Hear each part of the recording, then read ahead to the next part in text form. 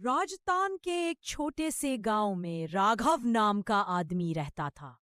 शहर में नौकरी करने वाला राघव कई साल बाद अपने गांव लौटा था।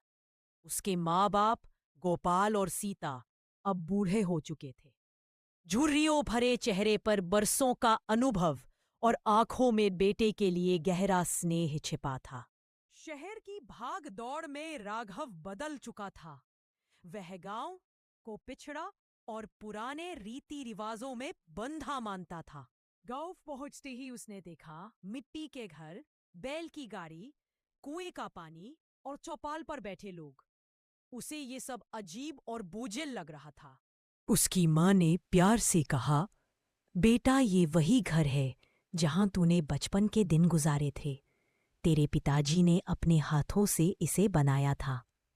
पर राघव ने हंसकर कहा, अम्मा, अब ये घर किस काम का? अब तो सब लोग पक्के मकान में रहते हैं, टीवी, फ्रिज, एसी के साथ। गांव में रहकर कोई आगे नहीं बढ़ सकता।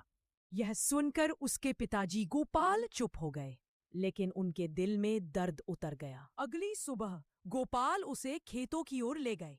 सूरज की लालिमा खेतों पर पड़ रही थी। गोपाल ने मिट्टी की एक मुट्ठी उठाकर कहा, बेटा, ये मिट्टी ही हमारी असली पूंजी है। यहीं से अनाज उगता है जो तू शहर में जाकर भी खाता है। अगर गांव की जड़ें न रहे तो शहर की ऊंची इमारतें भी टिक नहीं पाएंगी। राघव थोड़ी देर चुप रहा। उसी दिन दोपहर में अचानक गांव में बिजली चली गई। राघव को गुस्सा आया। ये कैसी जगह है?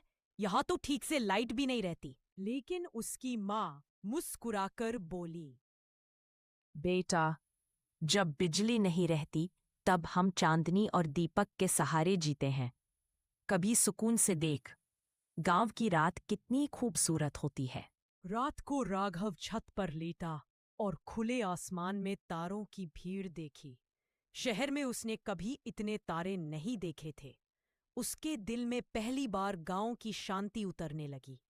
अगले दिन गांव के तालाब पर मेला लगा। बच्चे मिट्टी से बने खिलौने बेच रहे थे, औरतें लोकगीत गा रही थीं और बूढ़े लोग चौपाल पर कहानियां सुना रहे थे। राघव धीरे धीरे समझने लगा कि गांव में जो सादगी है वही असली खुशी है। उसके पिताजी ने कहा, बेटा, तू चाहे जहां रहे पर अपनी जड़ों को मत भूलना। माँ बाप और यह गांव ही तेरे जीवन की असली पहचान है। माँ बाप मुस्कुरा उठे। उनके लिए यही सबसे बड़ा सुख था। सीख, कितनी भी ऊंचाई पर पहुंच जाओ, अपनी जड़ों और माँ बाप को कभी मत भूलो। गांव की सादगी और माता पिता का आशीर्वाद ही जीवन की असली ताकत है।